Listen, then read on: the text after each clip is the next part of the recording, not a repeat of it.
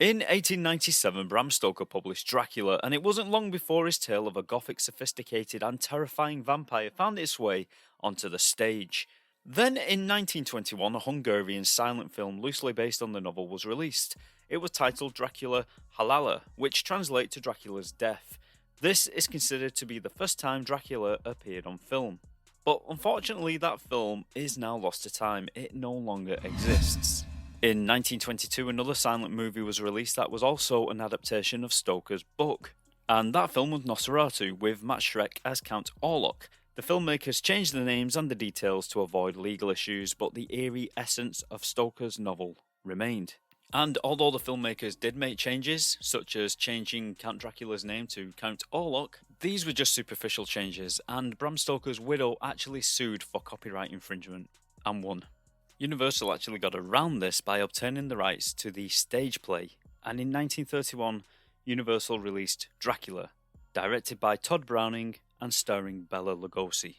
Now, Bela Lugosi is widely regarded as the most iconic and influential portrayal of Count Dracula to have ever graced our screens.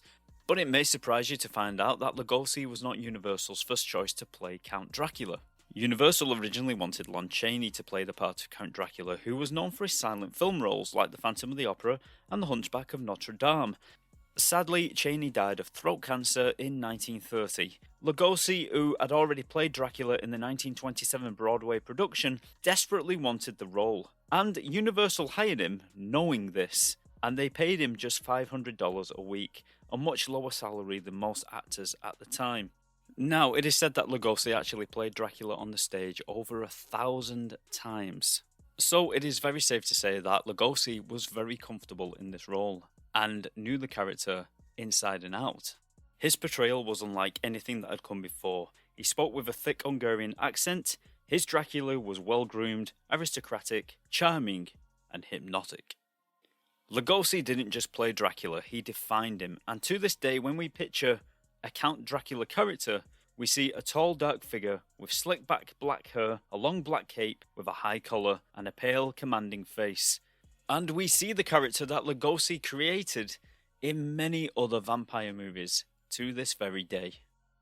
Now, Count Dracula was the first film to kick off the Universal Monsters cinematic universe. Think of it like the Marvel movies, where Iron Man kicked off those movies. Count Dracula did the same for the Universal Monsters. But this isn't a straight adaptation of the book, this is actually an adaptation of the stage play.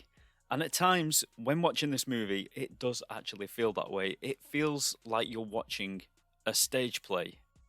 The film was made in the early days of talkies. In those days, a talkie was a movie with sound and dialogue.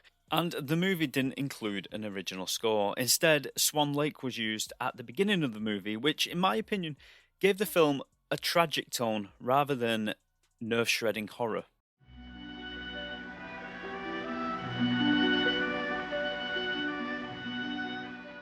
And there is also another piece of music called Die Meister Singer von Nuremberg by Richard Wagner, which is played during the scene at the opera where Dracula attends.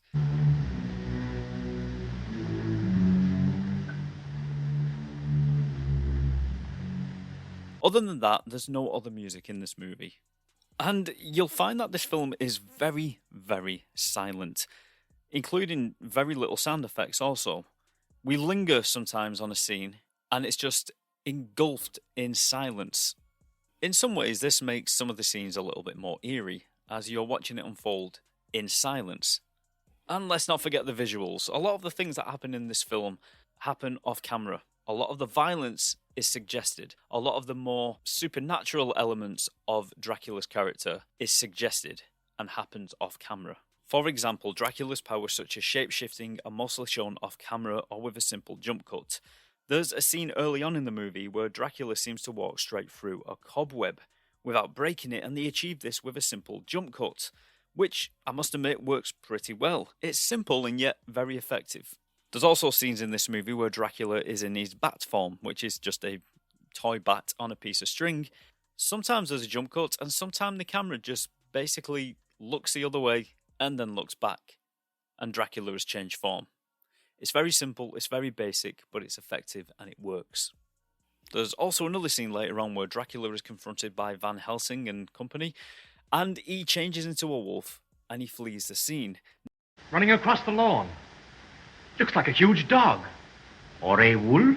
They take the form of wolves, but generally of bats. Now, we don't actually see him change into a wolf, and we don't actually see the wolf that he's changed into. It's all done off screen.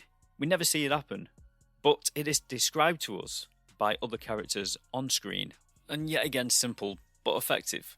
Now, one of my favourite special effect techniques was used to show Dracula's hypnotic stir, and they did this by simply using special lighting effects, only lighting Bela Lugosi's eyes whilst the rest of his face remained in the shadows, which made Dracula look so menacing and terrifying. And it actually works extremely well. They get across to the audience that Dracula is using his hypnotic powers by using just light. And I think that is absolutely amazing. Now, although these jump cuts and special effects using lighting are pretty simple techniques, and they work really well, there were some more complicated effects that were used, especially matte paintings which were used to paint in the background of some scenes. For example, there's a shot where a coach is riding along a very long winding road with the mountains in the background. This was achieved by using a painting on a sheet of glass that was placed in front of the camera to create the backdrop. And it blends in really well. The carriage on the road is actually real, whilst the background is painted. And you're looking at something which you know isn't entirely real, but it's really hard to define where the real shot starts and the fake one begins. It's flawless. Universal made this movie with censorship in mind. This was the 1930s, and audiences were more sensitive to graphic content and disturbing storylines. Much of the horror and violence which happened in this movie was suggested rather than shown. You won't see a drop of blood in this movie, apart from a small amount of blood when Renfield cuts his finger at the beginning of the movie in Dracula's castle, but that's about it. There's no more blood, and for a film which involves Dracula sucking on people's necks, you would expect to see just a little bit more blood. And you won't see any fangs in this movie or bite marks. That's right, a vampire movie without vampire teeth. You just don't see them. Lugosi is not wearing any fake fangs in this movie. So when Dracula does actually attack people, you never actually see him bite. It's all implied, or the picture simply fades away before he actually starts to bite their neck.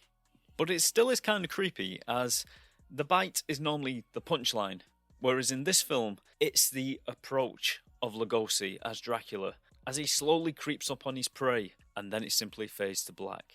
There's a scene where Dracula bites Lucy, and she dies, off-screen of course. Later, we see that Lucy has risen from the dead, and is feeding off children, but we don't see the feeding scenes. We learn that she is feeding off children through dialogue between two other characters. Also, in the scene where Dracula is travelling to London on board the ship called the Vesta, we see that Dracula kills all the crew, or once again, we don't actually see it, but we do learn that he's killed all the crew on the ship by dialogue from other characters when the ship actually arrives in London. Another example of violence happening off-screen. Although we do get the shadow of a dead captain who has tied himself to the wheel of the ship. Also, you might be interested to know that the shots of the storm on the deck of the ship were actually reused from an older movie called The Stormbreaker from 1925. And would you actually believe that we very nearly had Dracula fly to London in a plane? And that plane would have had the wings of a bat. It sounds like something out of a Batman comic. But luckily, that insane idea never happened and Dracula travelled by ship, as he should. Now, back to the suggested violence in this movie. I actually think that the most violent part of this movie is where Dracula kills Renfield on the staircase in Carfax Abbey at the end of the movie. And basically, he kind of gives Renfield this hug of death and then throws him down the stairs. And I would say that's the most violence we actually get out of this movie, and it's quite an impressive stunt as well. Even Dracula's final demise is done off-screen, as we see Van Helsing lift Dracula's lid off his coffin, place a stake on Dracula's chest, and raise the hammer. And then the scene switches and we hear that the hammer has been brought down on the stake, and we hear Dracula screaming, but we don't actually see any of it. And would you believe that the audio was missing from this film for the longest time as well, so you didn't even hear Dracula get killed at first. It was only with the release of the Laserdisc that this audio was put back in the movie. And whilst we're on the demise of Dracula, let me say that my one main negative for this film is that ending. It's very anticlimactic. There's no big confrontation between Dracula, Harker, or Van Helsing. You simply hear Dracula scream as Van Helsing stakes him. Like I said, once again, off camera, and that's it. The movie's over. You hear a few more words are exchanged between the main characters, and then the movie just ends. It's almost like they ran out of time when filming. It just suddenly stops. That being said, I love the performances in this movie. Well, three in particular, from Bela Lugosi, Edward Van Sloan, and Dwight Fry. They are absolutely great, as the rest of the cast are just fine, but nothing noteworthy. Of course, Bela Lugosi is brilliant, and most certainly brings an element of unease to the role. I especially like the close-up shots of his hypnotic stare, with his eyes illuminated as the rest of his face is somewhat shadowed. And of course, the accent. I am Dracula. I bid you welcome, children of the night. What music they make. Edward Van Sloan plays Van Helsing, who is a vampire expert who is generally spouting out some general knowledge on vampires throughout the movie, and I particularly like one scene where he and Dracula have a confrontation and Dracula attempts to bend his will by using mind control, but Van Helsing is able to overcome Dracula's spell, and the acting in the scene is brilliant, especially from Van Sloan, who makes you actually believe the struggle that he's going through, breaking Dracula's hold upon him. And then we have Dwight Fry, who plays Renfield, who slips into insanity due to Dracula's power over him. Dwight Fry actually plays this unhinged, insane character so well, and he was kind of typecast for the rest of his career. You may recognise Fry as Fritz from Frankenstein, which was a very similar role. My favourite scenes of Renfield includes a beautiful shot where Renfield is found below the decks of the ship that brought him to London with Dracula. His manic smile in that scene is so disturbing. And my other favourite scene is where Renfield is crawling up to a fainting nurse with a twisted, hungry smile, and the scene just simply ends before he reaches her. Although we see the nurse alive and well later on, but we don't actually know what Renfield did to her. But there is actually a Spanish version of this movie, which was made at the same time using the same sets and some of the same costumes. And in the Spanish version, Renfield simply crawls over to the nurse and catches a fly. That's it. He doesn't actually harm the nurse. And would you believe this? Many believe that that Spanish version of Dracula is actually the better version. You see, the American cast and crew filmed in the daytime, whilst the Spanish cast and crew filmed at night. And it's been said that the Spanish version had an advantage. They could watch how the scenes were shot first, and then when it was their turn, they would try and outdo the American version. The Spanish version seemed to be edited a whole lot better. They would use some different camera angles which were more effective. They'd use some sweeping shots and panning in on the characters which were a lot more effective. And they would also get better performances, in my opinion. They would see what the Americans did and they would better it. I found that a lot of the scenes in the Spanish version just worked better. Sometimes they were drawn out, maybe a little bit too long, but it kind of built tension. And sometimes it just gave a more clearer picture of what was actually going on in the movie. For example, there's a scene in the American version where Van Helsing shows Dracula his reflection in the mirror. In the American version, I think it's not clear what is actually going on, as Dracula hits the mirror away from Van Helsing's hands. It's only when Van Helsing explains what just happened do you understand that Van Helsing just showed him his reflection, or more to say, his non-reflection. But it's not filmed in a way that makes it clear to the audience. Whilst in the Spanish version, we clearly see the camera facing the mirror.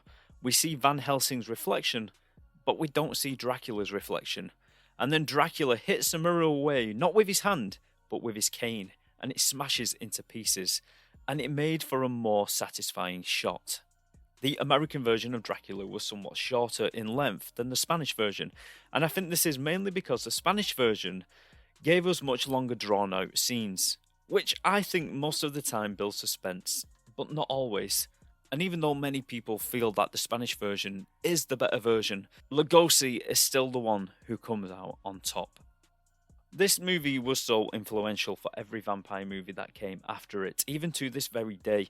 Bela Lugosi's portrayal is still the stereotypical vampire we think of when someone mentions Count Dracula. Forget the brooding vampires of Twilight and the Vampire Diaries.